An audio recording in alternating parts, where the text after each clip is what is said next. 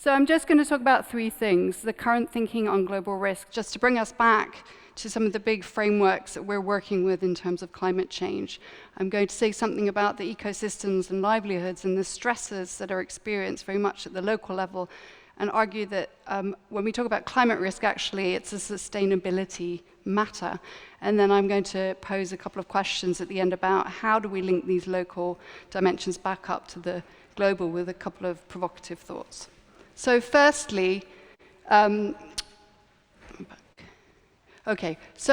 let's start off with, in this talk, I'm going to talk about three dimensions as a framework to the way we're thinking about climate change now. And the first is the 1.5 degree target, which is a real sort of material constraint to the way we're thinking about climate and climate risk. And the recent Paris Agreement, which has basically committed to us to stabilize at 1.5 degrees. So we're stabilizing below 2 degrees below pre-industrial emissions, and we're trying to achieve a 1.5 degree temperature stability. And the science is telling us, although it's predominantly based on modeling, but it does show that actually there is a difference between 2.5 degrees and 1.5 degrees in terms of the impacts and consequences for our ecological systems, for the way that precipitation manifests itself to extremes, the way that there are impacts, for example, on coral reef systems, and the way that it's going to impact on the levels of sea level rise, for example. So that's a real material constraint that we're facing.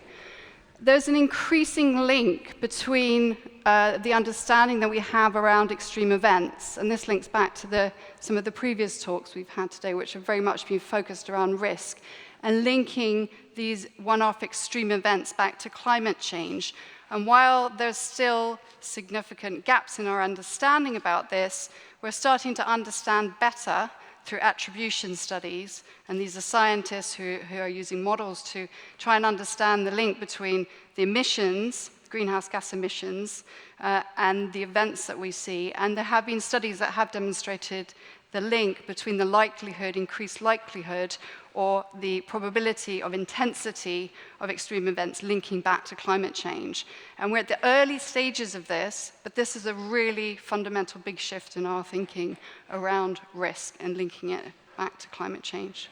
The third aspect to the current framework, as I talk about, is this notion of that there are limits to adaptation. And this is really interesting because this is where risk analysts and people with risk understanding have really brought in a perspective into the climate change adaptation community and said, well, there might be a limit to the extent that societies can adapt to climate change, or ecosystems can adapt to climate change. And so therefore, this is really also dependent on the levels, the thresholds at which society accepts risk. So it becomes then an issue of governance, and it becomes a societal matter. So these are sort of frameworks that are influencing the way we're thinking and the way that we're thinking about governance and risk management increasingly.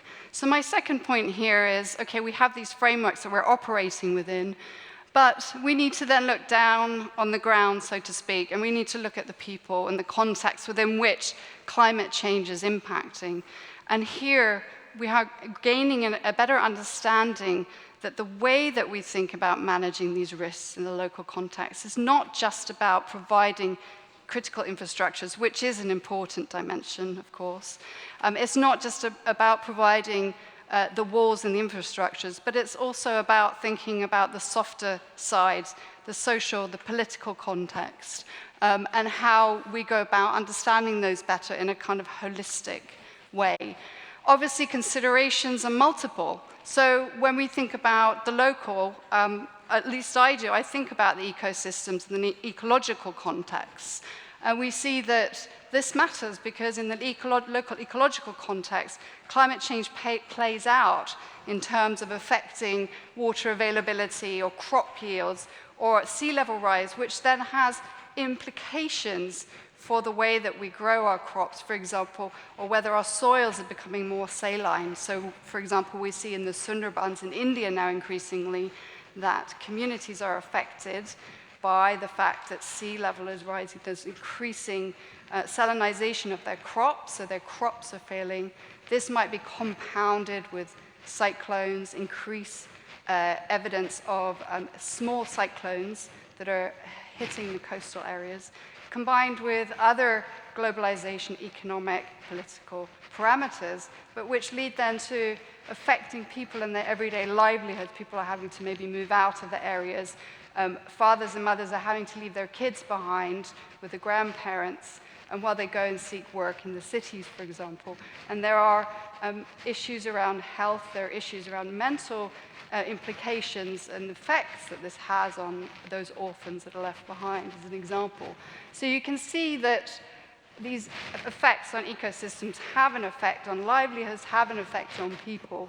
And we're thinking about areas of the world where we're starting to see what we've sort of thought were a sort of the common trends in terms of effects on ecosystems are now, as I mentioned, being compounded by extreme events. And for example, we saw in 2015 floods in Malawi and Mozambique that were very unusual. Compounding this together with these longer periods of drought context, this results in things like food shortages for people and so on. So you can start to see the link, which was made very eloquently by Margaret there, about the link between DRR and development. It becomes even more imperative to advance our understanding in that regard. So we talked about ecosystems, we talked about communities a lot, and we also heard about individuals earlier on, and that these are implications for individuals. So what's very interesting to me are the 300 to 400 million people who are living in chronic poverty, the people who, for example, might go through a process of sort of mobilizing out of poverty, but then they're hit by a stressor, and then they fall back down again. And this could be also communities and individuals that are suffering, for example, the 800 million people that are suffering from malnourishment in the world. So we can see here on this nice picture, I don't know if you can see it very well, but this is an example of an individual called Emmanuel. He's 65 years old, and he's from rural Tanzania. And in his life history, you can see here, if I had a pointer, I could show you, that at points in his life, he's gone through stresses, and they've hit him as an individual, okay? So he's lost the advantage at some point in his life. Oh, sorry, I'm having issues with my mic today. Is that better?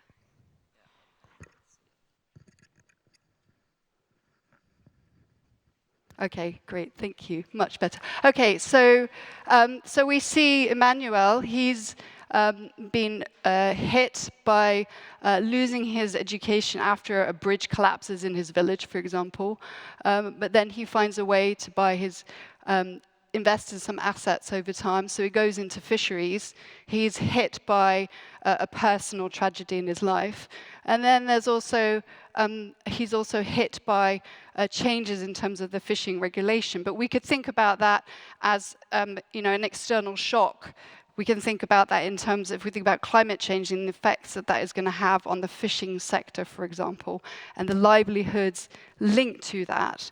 We can then see how individuals are affected, and it comes back down to how individuals are affected by these stresses and how they are able to adapt to climate change. So this is work from the Chronic Poverty Network, and they point out that it's really important to link together with disasters, for example, disaster risk reduction, thinking about how we can tackle chronic poverty, how we tackle these issues around discrimination, for example, we've heard earlier. It really links back to many of the things that have been said earlier today.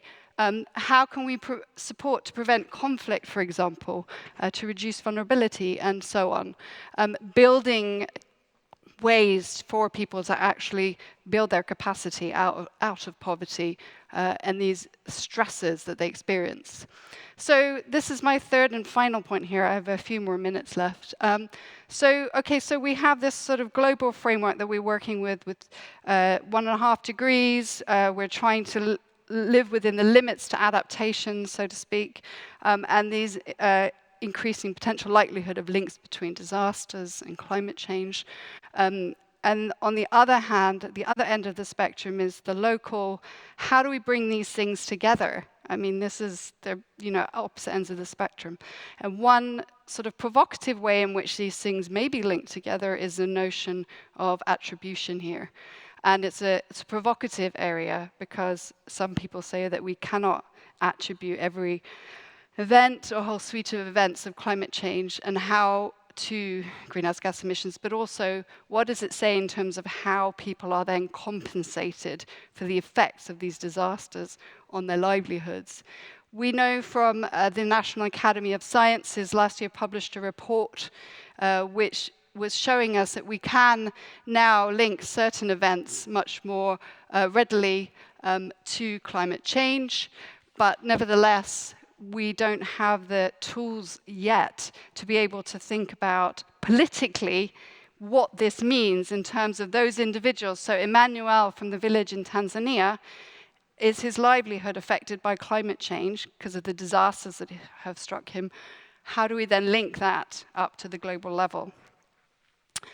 So I was thinking about this, and this has come up throughout the talks today. It feels that there is some notion of importance of responsibility and instilling responsibility across scales, and how do we actually go about doing that effectively and not in a way that's naive. And I really liked the conclusions earlier that were made about the solidarity point and linking people through existing frameworks, but perhaps new frameworks. So one potential framework might be thinking about a human security framework.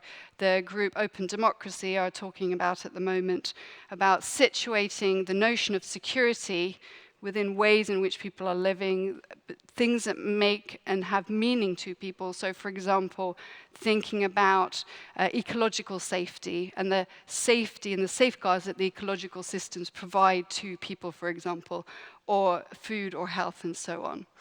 Okay.